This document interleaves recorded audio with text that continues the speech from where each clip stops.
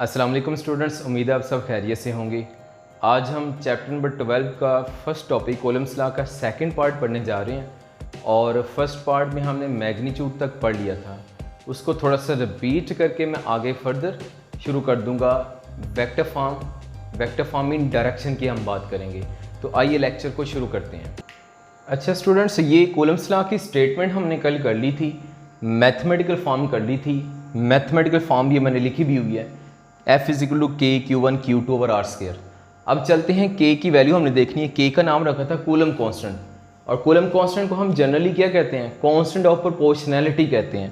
और यहीं से इधर से K की वैल्यू निकालें, फार्मूला बनाएं, R² और Q1 इधर से सॉल्व किया तो ये K का फार्मूला बन गया। ये हमने कल पढ़ लिया था, ठीक है। और यहाँ से यूनिट बनाएं तो क्या बनता है? न्यूटन मीटर स्क्वायर पर कूलम स्क्वायर, ठीक है। अब बच्चों इधर आ जाए, नेक्स्ट K की वैल्यू हम देखना चाहते हैं। K की जो वैल्यू होती है उसको कहते हैं 1/4πε0। और अगर इसकी न्यूमेरिकल वैल्यू देखें तो ये कितनी होती है? 9 × 10⁻9 न्यूटन मीटर स्क्वायर पर कूलम स्क्वायर, ये इसका यूनिट है, ठीक है। अब जरा देखें इसके अंदर ये जो ε0 आ रहा है, ये बेसिकली क्या है? ε0 है। और ये होता क्या है? Permittivity for free space. Free space mean vacuum की हम बात कर रहे हैं, ठीक है। तो ε0 यानी क्या है? Permittivity for free space. Free space mean vacuum के लिए। और इसकी वैल्यू कितनी होती है? 8.85 × 10⁻12 कूलम स्क्वायर पर न्यूटन पर मीटर स्क्वायर, ठीक है बच्चों।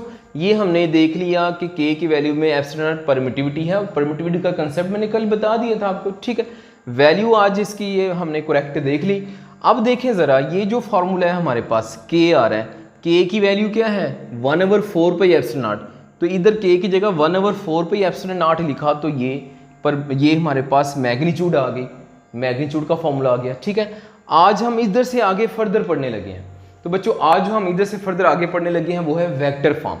वेक्टर फॉर्म का मतलब क्या है? आप जानते हैं कि फोर्स वेक्टर फॉर्म है।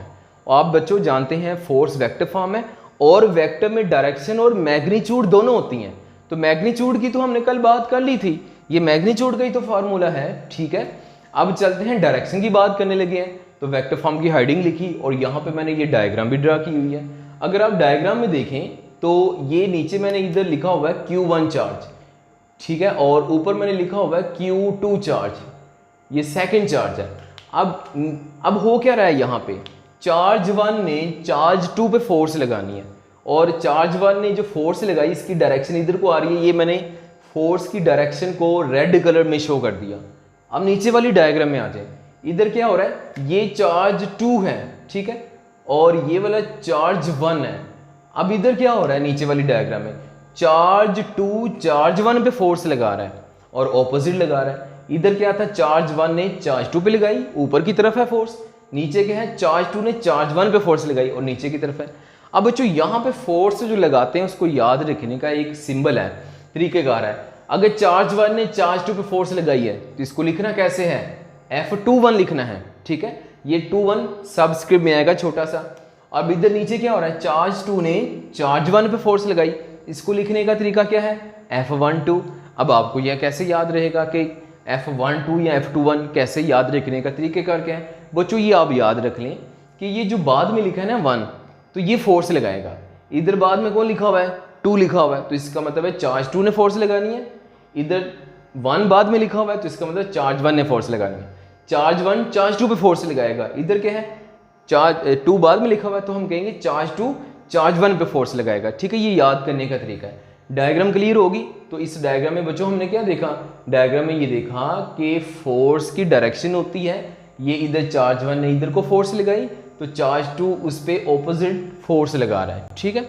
तो अब इसका फॉर्मूला भी लिखते हैं। तो बच्चों ये जो मैंने फॉर्मूला लिखा हुआ ना, तो लेट कर लें ये जो रेड कलर में आ रहा है, सपोज ये नहीं लिखा हुआ तो ये रेड वाला मैं रिमूव कर देता हूँ। अब ये कौन सा फार्मूला हो गया? ये वही फार्मूला नहीं हो गया, ये जो हम मैग्नीट्यूड का इधर फार्मूला पढ़ कर आए हैं, तो ये बिल्कुल वही मैग्नीट्यूड का फार्मूला आ गया, ये वाला इधर आ गया। अब इस मैग्नीट्यूड को वेक्टर फॉर्म में लाना है, तो वेक्टर फॉर्म में लाने के लिए क्या करेंगे? इधर ऐसा करते हैं कि एरोहेड लगा लेते हैं और इधर यूनिट वेक्टर लगा लेते हैं। यूनिट वेक्टर आर हेड, आपको पता है यूनिट वेक्टर डायरेक्शन बताता है। जब डायरेक्शन इधर लगा दी तो ये वेक्टर फॉर्म बन गई।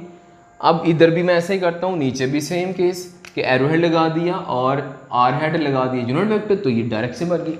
लेकिन कौन सी डायरेक्शन, ये ऊपर वाली या नीचे वाली, यानी चार्ज 1 चार्ज 2 पे फोर्स लगाएगा या चार्ज 2 चार्ज 1 पे फोर्स लगाएगा।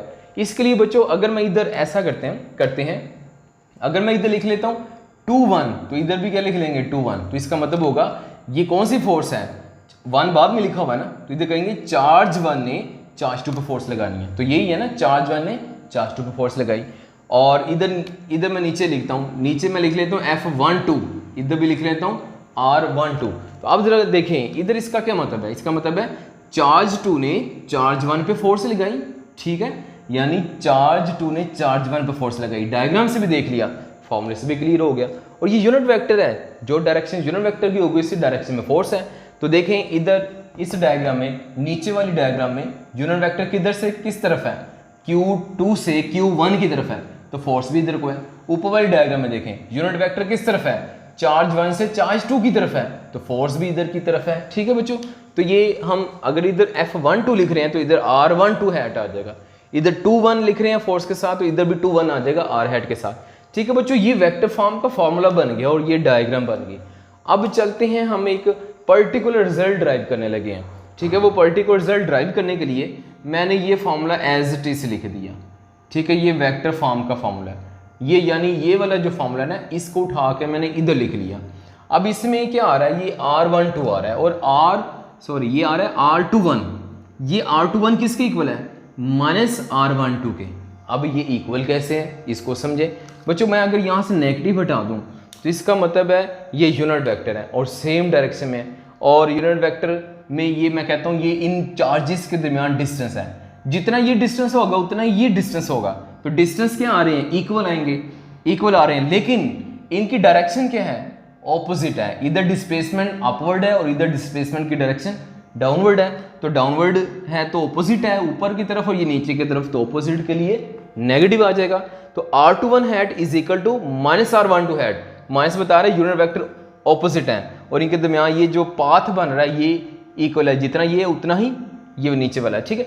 अब ये इक्वल आ गया तो ऐसा करते हैं R21 की जगह पे क्या लिख देंगे, माइनस R12 लिख देंगे। तो इधर लिख देते हैं, इसकी जगह ये लिख दिया माइनस R12 लिख दिया, और ये माइनस को शुरू में ले गए, माइनस को शुरू में ले गए, मल्टीप्लाई हो गया, और ये बाकी वैसे का वैसे लिखा हुआ है। अब इसको मैंने रेड कलर में हाईलाइट कर दिया, तो बच्चों देखें जिसको मैंने रेड कलर में हाईलाइट किया ये किसका फार्मूला बन रहा है। अगर आप इसको गौर से देखें तो ये वाला फार्मूला नहीं बन रहा, ऑफ कोर्स यही बन रहा है। ये किसके इक्वल है, F12 के इक्वल है। तो इसका मतलब है इसकी जगह ये जो मैंने रेड कलर में हाईलाइट किया है इसकी जगह पे क्या लिख देंगे, F12 लिख देंगे। तो इसकी जगह मैंने क्या लिख दिया, F12 लिख दिया, और ये नेगेटिव वैसे का वैसा ही आ गया, और ये क्या बन गया, ये एक इक्वेशन बन गई, रिजल्ट आ गया। क्या आ रहा है, F21 is equal to minus F12। अब ये देखें ये जो फॉर्म आ रही है इसको कहते हैं म्यूचुअल फॉर्म, और ये जो म्यूचुअल फॉर्म होती है बेसिकली म्यूचुअल फॉर्म हम किसको कहते हैं, म्यूचुअल फॉर्म का मतलब ये है action and reaction are equal but in opposite direction. तो यहाँ पे जरा देखें, मैं कहता हूँ कि चार्ज 1 ने चार्ज 2 पे फोर्स लगाई यानी एक्शन किया, चार्ज 1 ने एक्शन किया तो चार्ज 2 क्या करेगा, रिएक्शन करेगा ऑपोजिट डायरेक्शन में, ठीक है। तो यही वो बात है इधर कि ये एक्शन है अगर तो ये रिएक्शन है, action is equal to reaction but in opposite direction. तो नेगेटिव आ रहा है तो नेगेटिव का मतलब ऑपोजिट डायरेक्शन है। तो ये हमारे पास रिजल्ट आ गया, इसी को हम म्यूचुअल फॉर्म कहते हैं। म्यूचुअल फॉर्म भी न्यूटन थर्ड लॉ वैलिड कर रहा है, एक्शन का रिएक्शन होता है और ऑपोजिट डायरेक्शन में होता है, ठीक है। ये बहुत इंपॉर्टेंट है। इससे रिलेटेड मैं अभी आपसे माइक्रोसॉफ्ट टीम पे एक MCQs भी पूछूंगा, देखता हूँ आप कितने अच्छे से इसको सुन रहे हैं, ठीक है। अच्छा बच्चों, अभी हमने म्यूचुअल फोर्स का कंसेप्ट देख लिया।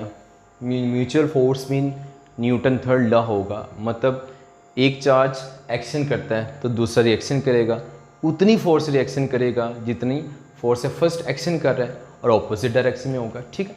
अब हम देखने लगे हैं यहाँ पे इफेक्ट ऑफ मीडियम, कि अगर चार्जेस के दरमियान कोई मीडियम रख दिया जाए तो फिर फोर्स पे क्या फ़र्क पड़ेगा। यानी अगर मैं इसकी डायग्राम ड्रा करूँ, मैं कहता हूँ कि ये चार्ज 1 है और ये चार्ज 2 है, ठीक है। इन चार्जेस के दरमियान मैं कोई मीडियम प्लेस कर लेता हूँ, ये लेट कर लें कि ये कोई मीडियम है, ठीक है। मीडियम कुछ भी हो सकता है, ये पैराफिन पेपर हो सकता है, डिस्टिल वाटर हो सकता है, ठीक है, ऑयल हो सकता है, कोई भी मीडियम हो सकता है। अगर रख दी जाए चार्जेस के दरमियान, मीडियम आ जाए, तो फोर्स पे क्या इफेक्ट पड़ेगा? तो बच्चों ये याद रखना है, अगर मीडियम रख दिया जाए तो फोर्स रिड्यूस हो जाती है, फोर्स कम हो जाती है। ठीक है, अब कितनी कम होती है, इसके लिए हमें फार्मूला पता होना चाहिए। तो आइए फार्मूला पहले ड्राइव कर लेते हैं। अच्छा, फार्मूला ड्राइव करने से पहले मैं आपको इसकी एक डेफिनेशन कर दूं रिलेटिव परमिटिविटी की। रिलेटिव परमिटिविटी क्या होता है? जितनी फोर्स रिड्यूस होती है ना मीडियम रखने से, मीडियम रखेंगे तो जितनी फोर्स रिड्यूस होगी चार्ज के दरमियान, उस फैक्टर को, जिस फैक्टर से रिड्यूस करती है फोर्स, उस फैक्टर का नाम हम रख लेते हैं रिलेटिव परमिटिविटी। ठीक है, रिलेटिव परमिटिविटी की डेफिनेशन है, ये हमारी बुक में लिखी हुई है डेफिनेशन। आप अगर आप बुक में देखें तो मैंने यहाँ पे हाईलाइट भी की हुई है, ये बुक में डेफिनेशन लिखी हुई है। एज इट इज मैंने इधर कुछ उसके पॉइंट्स बनाए हुए हैं, इसको आप इस याद रख लेंगे। क्या? If medium is placed between charges then force will reduce as compare to free space. Free space के लिहाज से अगर हम मीडियम रखें तो फोर्स रिड्यूस हो जाती है। कितनी रिड्यूस होगी? By a factor. उस फैक्टर का नाम क्या रखा? Epsilon R. उस एप्सिलॉन आर को हम रिलेटिव परमिटिविटी कह रहे हैं। ठीक है, अब ये मैंने वही डायग्राम बनाई। अब हम फॉर्मूला बनाते हैं कि फोर्स कितनी रिड्यूस होती है। तो इसके लिए ये मैंने अभी ये वही मैग्नीट्यूड का फॉर्मूला है जो आपने पहले पढ़ा हुआ है, इसको मैं लिख लेता हूँ। यहाँ पे एप्सिलॉन नॉट आ रहा है। एप्सिलॉन नॉट वैक्यूम के लिए होता है ना, फ्री स्पेस के लिए, तो इसलिए मैं इधर लिख लेता हूँ याद रखने के लिए, ये वैक्यूम के लिए है। अब इधर देखें, इसके साथ एक्स्ट्रा क्या लगा दिया? एप्सिलॉन आर लगा दिया। एप्सिलॉन आर लगा दिया तो मतलब ये मीडियम है, यानी चार्जेस के दरमियान इस वक्त क्या प्लेस किया हुआ है हमने? चार्जेस के दरमियान मीडियम प्लेस किया हुआ है। तो एप्सिलॉन आर नॉट भी है और साथ एप्सिलॉन आर भी आ गया। अब इसको मैं लिख लेता हूँ, ये मीडियम के लिए है। ठीक है, ये याद रखने के लिए एफ वैक्यूम और एफ मीडियम, यानी चार्जेस के दरमियान वैक्यूम है तो ये फार्मूला होगा, चार्जेस के दरमियान मीडियम है तो ये फार्मूला होगा। अब जरा देखें, इसमें एप्सिलॉन आर आ रहा है, इसको मैं यूँ लिख सकता हूँ 1/, एप्सिलॉन आर, और बाकी ब्रैकेट में क्या आ जाएगा? 1/4 pi epsilon naught Q1 Q2 over R square. ठीक है, और बच्चों यहाँ पे ये जो ब्रैकेट में पोर्शन आ रहा है, ये किसका फार्मूला है? ये ब्रैकेट वाला पोर्शन ये एफ वैक्यूम का फार्मूला नहीं बन रहा। ठीक है, ये फार्मूला ये वाला एफ वैक्यूम का है, तो मैं इस ब्रैकेट वाले पोर्शन की जगह पे फिर क्या लिख लेता हूँ? एफ वैक्यूम लिख लेता हूँ। और डिनोमिनेटर में इधर क्या आ रहा है? डिनोमिनेटर में एप्सिलॉन आर आ रहा है। ठीक है, तो ये हमारे पास फॉर्मूला फिर बन गया। क्या फॉर्मूला बन गया? F medium is equal to F vacuum over epsilon R. अब ये वो फैक्टर है जिस फैक्टर से फोर्स रिड्यूस करती है। अगर आप अपनी बुक में देखें तो टेबल बना हुआ है, इस टेबल पे अगर आप देखें तो टेबल में डिफरेंट वैल्यूज दी हुई हैं। पैराफिन पेपर है, इसकी वैल्यू 2 है। अगर मैं इधर 2 लगाता हूँ, सपोज चार्जेस के दरमियान पैराफिन पेपर है तो वैल्यू 2 होगी, इधर 2 लगाएंगे तो F/2 आ गया, यानी हाफ हो गई है force. F/2 mean half reduce हो गई है। अगर डिस्टिल्ड वाटर रखते हैं, आपके टेबल में डिस्टिल्ड वाटर एंड भी लिखा हुआ है, शुरू में फ्री स्पेस यानी वैक्यूम के लिए 1 वैल्यू है और एयर के लिए 1.0008 आ रही है। ठीक है, तो अगर मैं डिस्टिल्ड वाटर रखता हूँ तो डिनोमिनेटर में क्या आ जाएगा? 78.5, क्योंकि डिस्टिल्ड वाटर के लिए एप्सिलॉन आर की वैल्यू 78.5 आ रही है। ठीक है, तो वो जितना ये फैक्टर बढ़ता जाएगा फोर्स उतनी रिड्यूस होती जाएगी। अब वैसे भी देखें ना, ये इन्वर्स बन रहा है, ये एप्सिलॉन आर बढ़ेगा तो फोर्स क्या होती जाएगी? रिड्यूस होती जाएगी। ठीक है, तो बच्चों ये हमने देख लिया। अब आपके माइंड में कोई क्वेश्चन होगा तो आप आ जाएँ माइक्रोसॉफ्ट टीम पे, वहाँ पे आप मेरे साथ कनेक्टेड हैं ऑनलाइन, तो वहाँ पे क्वेश्चन करते हैं और मैं आपसे 1-2 MCQs भी पूछता हूँ। ठीक है, तो मिलते हैं, इजाज़त दें, अल्लाह हाफ़िज़।